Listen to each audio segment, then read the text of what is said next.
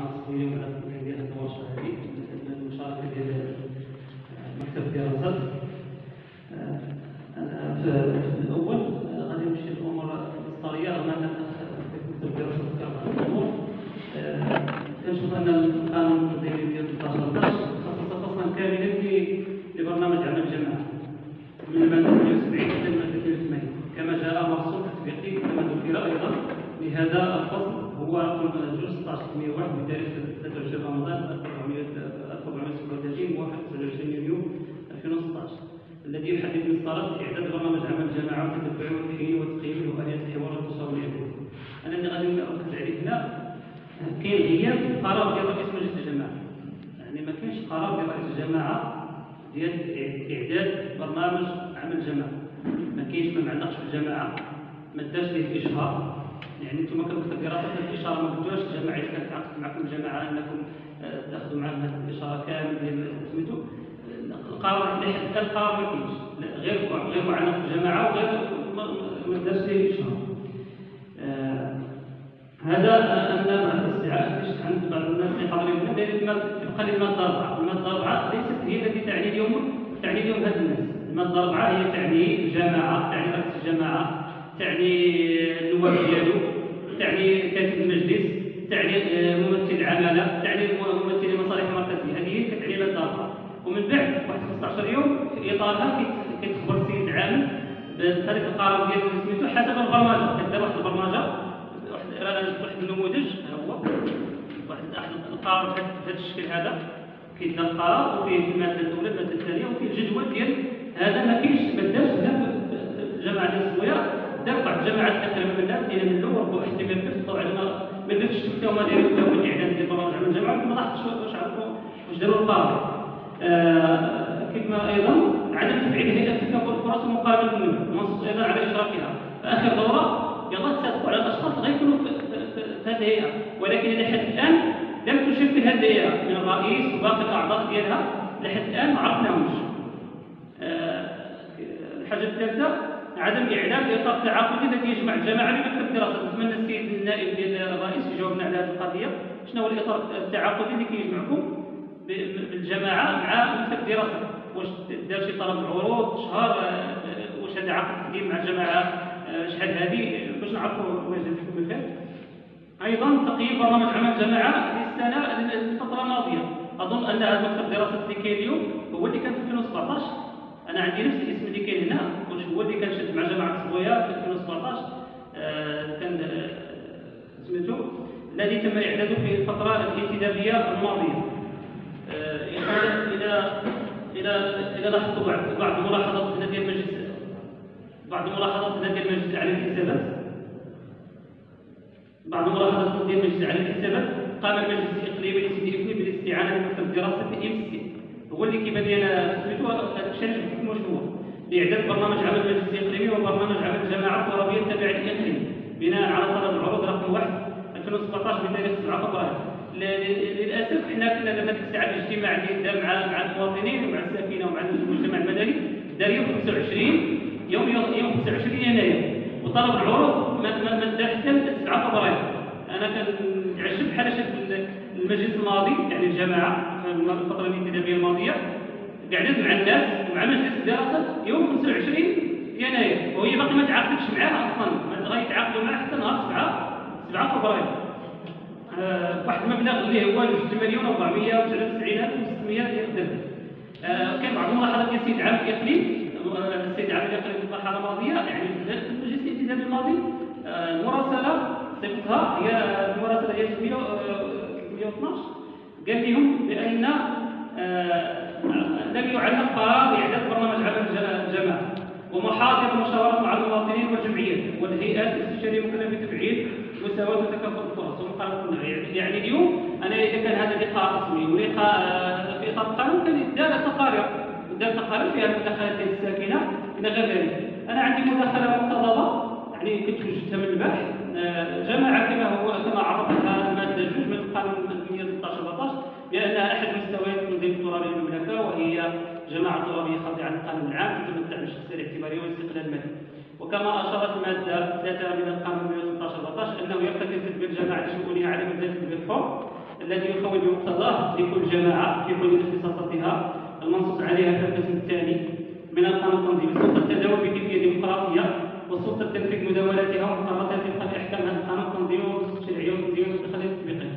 ويرتكز التنظيم الجماعي على مبدئي تضامن والتعاون بين الجماعات وبينها وبين الجماعات الطلابية الأخرى من أجل بلوغ أهدافها، وخاصة إنجاز مشاريع مشتركة وفق الآليات المنصوص عليها في هذا القانون التنظيمي. يعتبر برنامج عمل الجماعة الوثيقة المرجعية للجماعة لبرمجة المشاريع والأنشطة ذات الأولوية المقرر أو المزمع إنجازها بطلب الجماعة بهدف تقديم خدمات القرب للمواطنات والمواطنين. شكلية إعداد برنامج كما جاء في القانون المرسوم جزء 16/101 اللي ذكرناه من قريب. يتم إعداد برنامج عمل الجماعة عبر المراحل التالية: ألف إنجاز التشخيص ذكرها الأخ وكاملها، إنجاز التشخيص ليبرز حاجية بإمكانية الجماعة، باء وضع ترتيب الأولويات المهمة للجماعة انطلاقا من سياسة واستراتيجية الدولة، جيم تحديد المشاريع والأنشطة ذات الأولوية بالنسبة للجماعة، دال تقديم موارد الجماعة ونفقاتها التقديم الخاص بالسنوات الثلاث الأولى لبرنامج عمل الجماعة. ثم أخيرا بلورة وثيقة مشروع برنامج عمل الجماعة مع وضع منظومة لتتبع المشاريع والبرامج تحدد فيها الأهداف المراد بلوغها ومؤشرات الفعالية المتعلقة بها.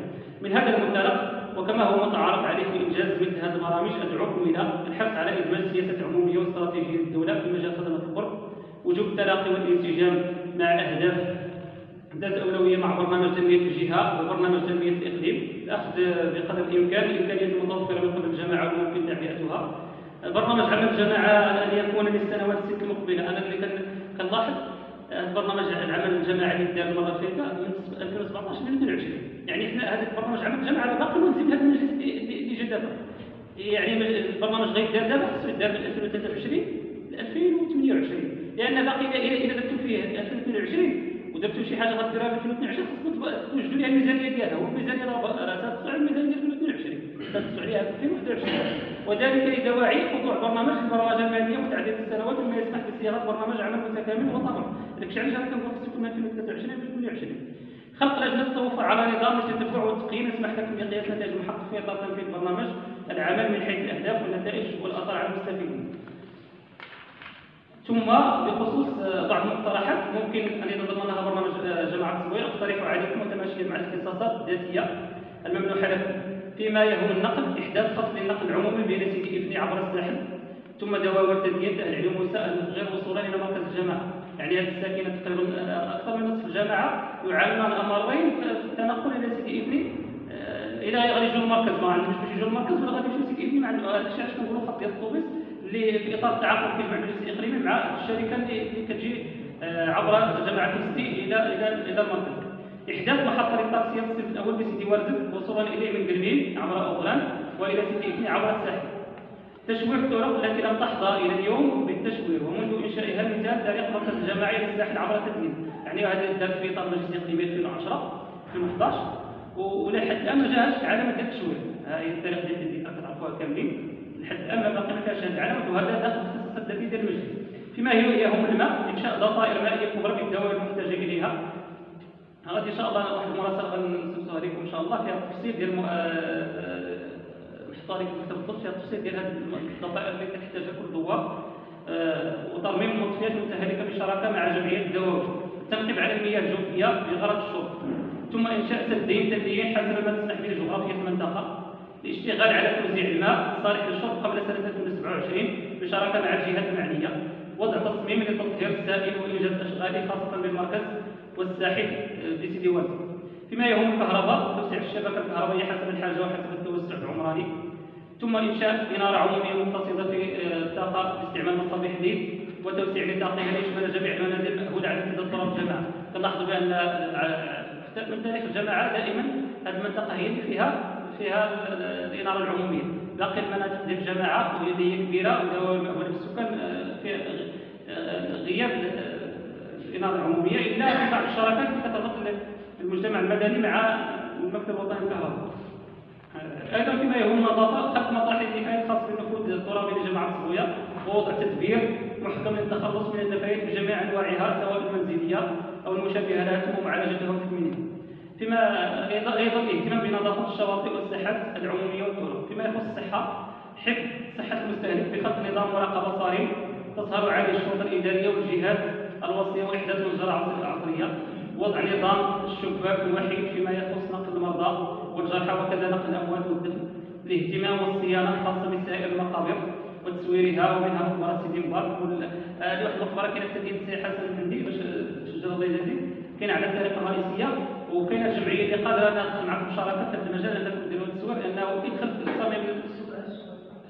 قلت لكم واحد المقبرة كاينة على الطريق، مقبرة يعني كاينة الوحيش، وواحد المقبرة كبيرة اللي تاريخها أكثر من 200 سنة، وانتم يعني مسؤولين على جميع المقابر ديال المنطقه. انا كنهتم بجميع المقابر ديال المنطقه، ولكن هذه المنطقه اذا كنتوا بغيتوا ديروا هذا المجال في برنامج عمل، راه كاينه جمعيه اللي غتدخل معكم في هذا الاطار.